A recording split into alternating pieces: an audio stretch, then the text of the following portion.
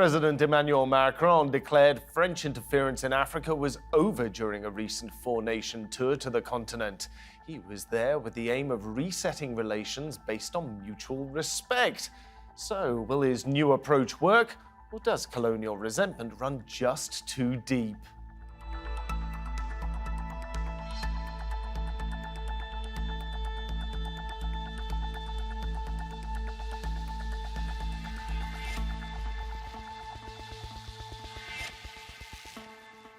Welcome to the program. I'm Philip Hampshire. Rebooting its post-colonial relationship with Africa is not an easy task for France. The old French strategy of defending interests by supporting autocratic leaders and deploying troops has caused resentment in many countries.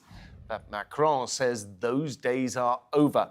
Paris has been removing soldiers and now promises a relationship based on an equal partnership and much less meddling. China and Russia, of course, are already in Africa looking to build influence backed with cash. So does that mean Macron's attempts to woo African nations are doomed to fail?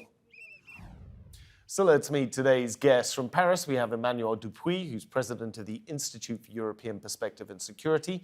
Meanwhile, in Paris, there is Garba Moussa, who is an African policy analyst. And from London, we have Alex Vines, who's director of the Africa program at Chatham House. Gentlemen, thank you very much for joining me today. If I can start off with you, Emmanuel, if we look through all of the journalist coverage of Macron's trip to Africa, we will find a very strong split here between those who think this was a successful trip and those who think it was a failure. So from your point of view, which was it?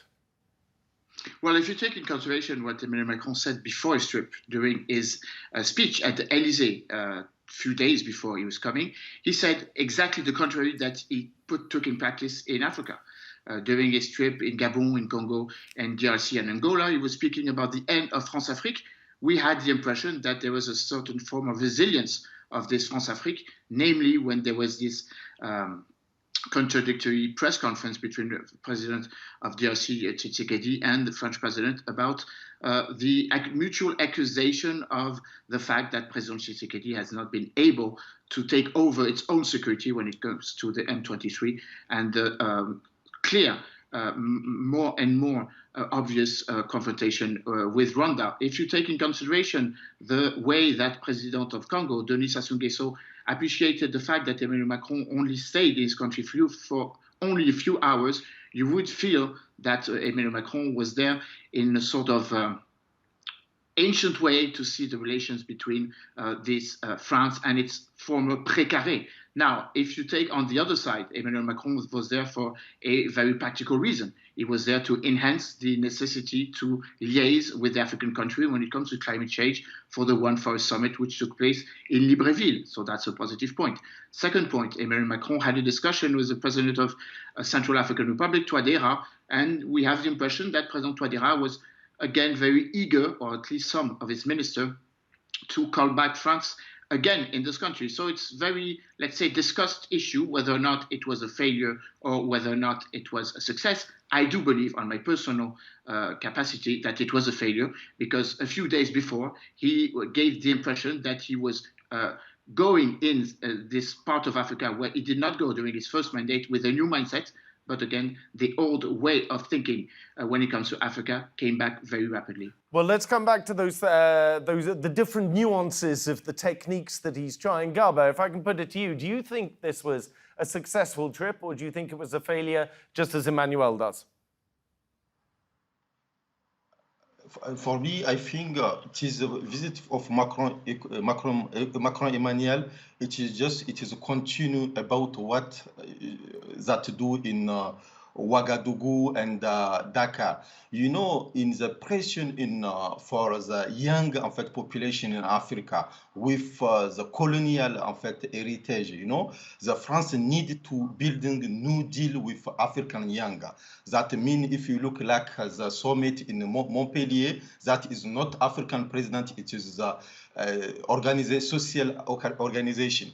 And now, you know, with social media, there are many pressure, you know, that we say the new power, because some people as Semi Keba and Yatani Young and other influencers have more power to do to say in the Africa, to the young Africa. You know, the problem of the jobless and the many contests in the French, you need to build new policies that many to take some African young leader to have more impact with social thing. And you have some France African, now there are some data and some historical area you can have to do to making the evaluation with some politics. You know, if you look like the difference between treatment in Malian military and Chad, you know, the African make to look like the difference. Why to accept other and to deny other? That it is the new thing we can discuss about what that can be success and what we don't have. I think when you look like the forces Barkhane coming to Mali in the Niger Republic, there are many discreetly, you know, with because the fire in the Mali. I think the Africa, the France and the other Emmanuel Macron, there are the new challenge in Africa that you need to build a new policy, new deal to discuss together, not with parentally what say en fait the president of Republic of Democratic Congo. We know with some the last minister Lodrian have some talking about something. I think there are many en fait factors, and I think Emmanuel Macron understand the end how to need to build the new policies. Thank you. Garba, yes, we'll talk about those ends in just a moment. Alex, Garba there is saying that he was expecting some kind of a new deal out of Macron when he was going around Africa, and we needed some kind of an African New Deal. From the perspective of, from your perspective, was this trip to Africa a success for Macron or not? I think you need to look at each country and what the French ambitions were. So I certainly think that the visit to Gabon, the One Forest Summit, and some of the sideline conversations that occurred there were important. The timing of it obviously could be seen as an intervention into domestic politics in Gabon, given there's an election there later this year. The trip to Angola was significant. It's not a France-Afrique country. It doesn't have pre-carré. It's got none of that at all. And it has applied to be a member of the Francophonie. And by the way, it's also applied to be a member of the Commonwealth. So it's looking to diversify its partnerships and relationships. And that includes a future that involves France. And some of the agreements that were made in Angola with President Lorenzo, including on how to help the Angolans on diversifying the economy from over-reliance on hydrocarbons, oil, I think is really important. And also, Angola does play an important role in the Eastern Congo, the Democratic Republic of Congo. And so that's another reason for the importance of that trip. And then finally, there was the visits to Congo-Brazzaville, and that was very much in an old-fashioned model, but also a statement that actually the France-Afrique relationships are not as important as they were. I mean, why else would you get Sassou Nguesso complaining bitterly about that you haven't stayed very long in Brazzaville and there are plenty of nice places to visit in Congo-Brazzaville? So that in itself is a change, I think. And then, as your other speakers have mentioned, there was the visit to Kinshasa, the Democratic Republic of Congo, and the very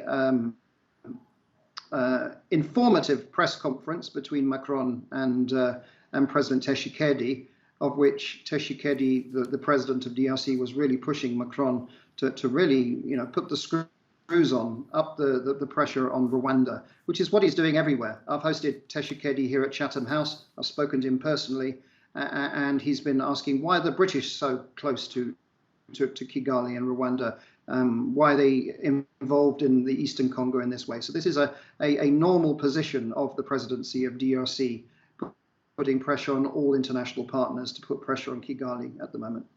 Emmanuel, let's start off with the visit that Macron did to Gabon. When he arrived in Gabon, he announced, as you mentioned, the end of what he called the Franca Freak, and he stressed that Paris is a neutral interlocutor whose role is not to interfere in domestic politics. In fact, he had this to say in a clip from the journalists.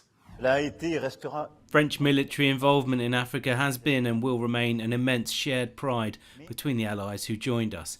However, it was not our soldiers or France's role to alone bring about political answers meant to follow the military response. We have nevertheless had to bear a disproportionate responsibility against our will. This leads us now to be rejected in place of a Malian political class which failed to correct its country's course and which we are perceived to be affiliated with. It is that trap that could reappear elsewhere if we're not careful. So what do we make of this? We've got a couple of different things here. Macron has announced that he wants to end, in part, his current relationship with Francophone Africa.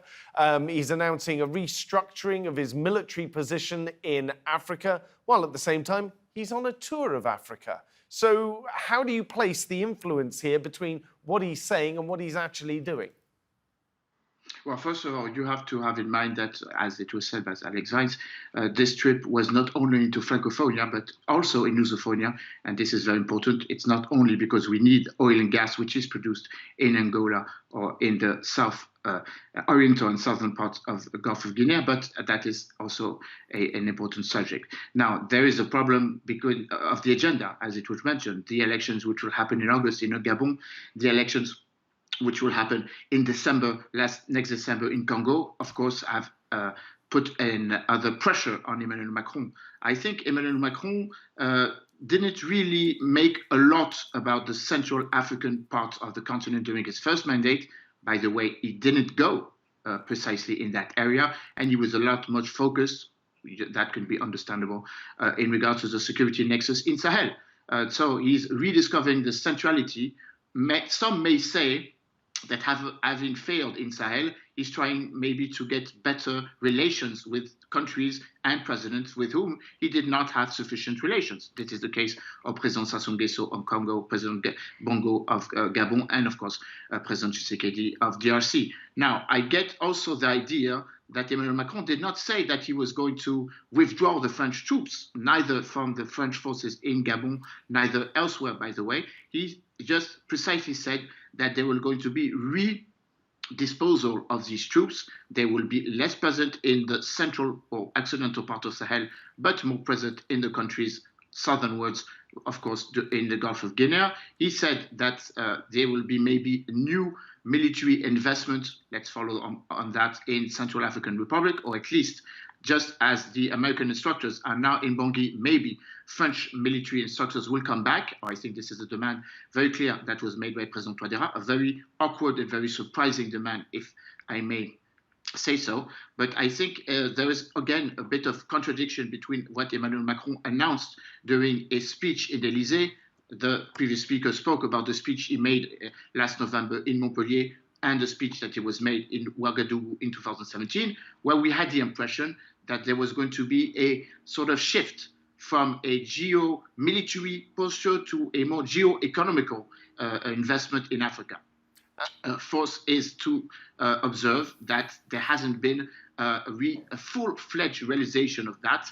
There are still the same number of military troops in the African continent, more or less 8,000. They've just shifted from one area to the other. And of course, here comes the important part on behalf of a certain number of pressure coming from new elements, informational war, reputational warfare, hybrid use of hybrid strategies. Of course, we have in mind how Wagner is trying to fuel on the French or the African resentment against French military presence, not only in the Central African Republic, as well in now Mali and Burkina Faso. But I have the impression that Emmanuel Macron was very much imprecise in regards to why the French military troops should stay on the African continent. He advocated. Let me cross that over to Alex. Alex, let me put this across to you. We have we have two things here. We have Emmanuel Macron saying that he wants to run down or alter France's military relationship with France. At the same time, he's keeping the same number of bases, he's keeping the same number of troops, and he's shuffling things around. Is he being disingenuous, or is this an unfair analysis of what he's been doing?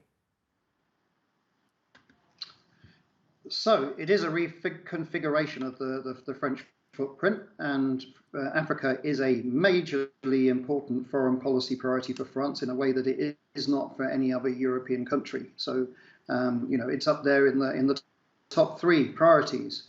What I do think is that Macron, the Élysée, the presidency, the Quai d'Orsay, the Ministère de la Défense, they've all been thinking very hard what's gone wrong in the Sahel and how this reconfiguration can maybe draw on lessons of the mistakes of France.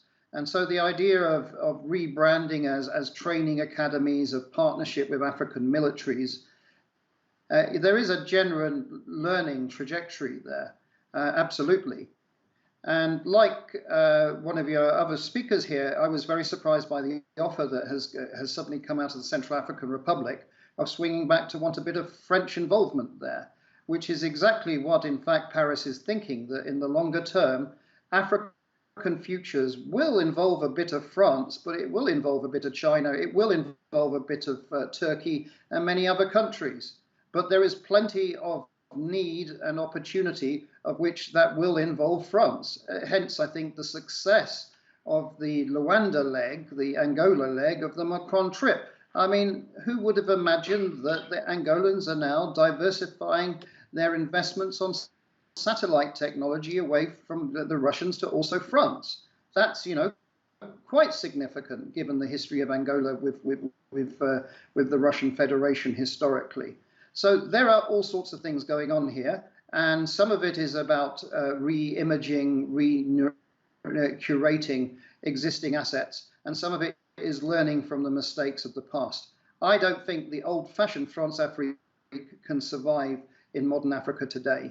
And I think that's what Macron is now trying to work out about. Where can he build up new partnerships, and how can he manage partnerships that have not deteriorated to the point of no return, like, for example, we've been seeing in Mali over recent years.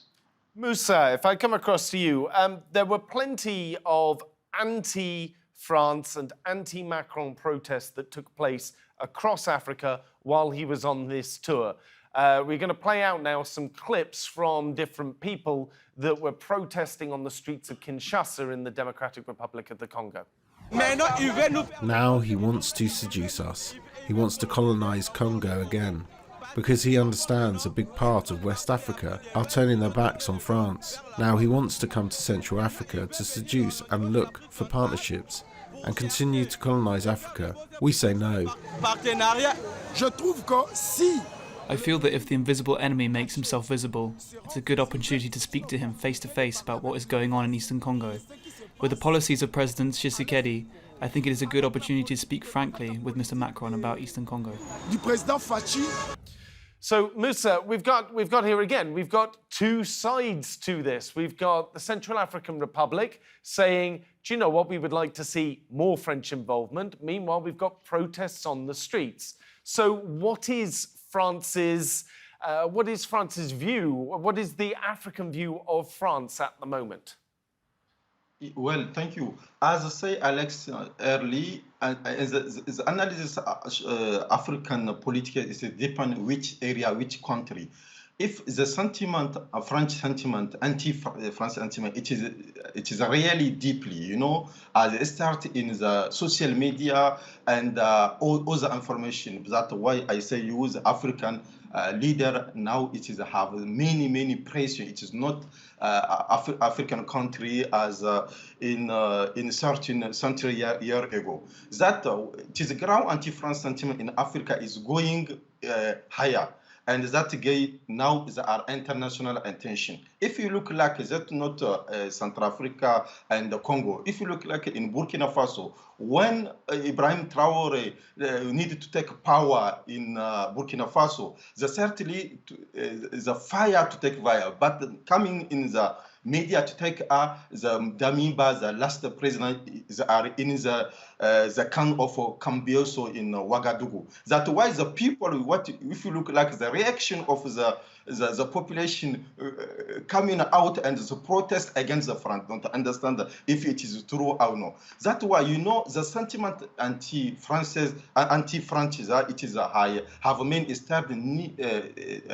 starting before. That's why if you look like the mechanism of the four-car system, and what happened with Thomas Sankara, and many things, the information now, the young can read and understand what happened. That's why if I come in your question about what is difference between Congo Kinshasa and the RDC, but the RDC started the new problem with Tobira and other presidents, and the massacre between the war between Muslim and the Christian, and coming the Russia Wagner, the group of the Wagner, That's why now I think the population has started to understand the fight with the new partner as Russia, and there are many problems, and the people now needing to have a new relationship. That's why if I look like because now the USA have a good relationship with Central Africa, I think the France needed to come in and with the relation with New Deal with USA.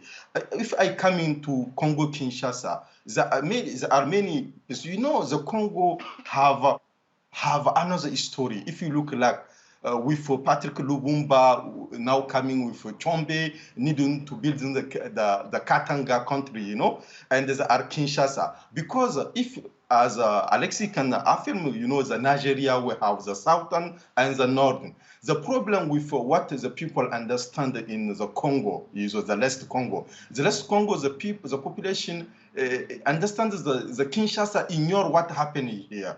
That now, if you look like the anti-France's, many people need understand the Macron have the new relationship, friendship with Rwanda Kagame, and the Kagame. If you look like if you look like in social media, many diaspora in Congolese need that it is the someone killing many Congolese with what happened with M23. That why you look like if the strategy of Macron, she taking some singer, popular singer as. We'll come back onto that in just a second, but I quickly want to include Emmanuel here. Emmanuel, do you think France's position is stronger now than it was 10 years ago, or has it been weakened by, as Garba has mentioned, the increased influence of China and Russia in the region? Well, definitely you have to pinpoint country by country. First of all, the influence of Russia in Congo is weaker than the influence of China. And China has been playing a major role in the sustained of President Sassou Nguesso, precisely because no one really wanted to speak to Denis Sassou Nguesso. This was the case of Emmanuel Macron, and it was the case of the predecessor, François Hollande, who did not want to speak to him during a previous Francophonia summit. Now, China is an economic investor. It's not a military competitor yet in that area. When it comes to the clearer opposition between the interests of France and the way Russia is fueling its proxy, namely the mercenary group Wagner, it's more in Western Africa. It started in Central Africa, but after French left in 2016, abiding by the fact that FACA, the armed forces of Central Africa, needed weapons, which the Russians provided. And by the way, because France in January 2017 allowed the weapons to be handed to the government. But the opposition between Russia and France is more in Western Africa, in Mali, where the troops have been asked, not kindly, but asked to withdraw the Barkhane operation in August, and of course Burkina Faso, when the special forces, the task force Sabre, has been asked, namely, again, not very friendly manner, a few weeks ago. I would argue on the fact that there's a lot of, let's say, exaggeration about the French Francophobia in that area. It's not because you have some Russian flags in a manifestation, by the way, in Kinshasa, not more than 20, 30 people, that it is the whole of the country who is expressing a Francophobia. Again, the opposition or the civil society claim about the visit of Emmanuel Macron is that he was giving an impetus, not condemning the role that Rwanda, through its proxy, M23, or in the fueling of the ongoing insecurity in Goma. And I think the opposition of the Congolese is not only against France, it's against the international community, because MONUC and MONUSCO have not been capable during the last 45 years to assess the stabilization of that area. But again, it is true that France is using Rwanda as its proxy to help her in the stabilization in Mozambique, in the Cabo Delgado region. There are no French troops, but President Macron has asked President Kagame to be present. And we do have in mind that we did exactly the same thing, asking the Rwandese to be more present for the stabilization of Sahel. Emmanuel, Garba, Alex, thank you very much, all three of you, for joining me. I'm afraid that's all we have time for today. But remember, you can see more discussion and debate on our YouTube channel. Just head over to YouTube and search for Roundtable TRT World. But for now, from me here and all of the team, thank you for watching and goodbye.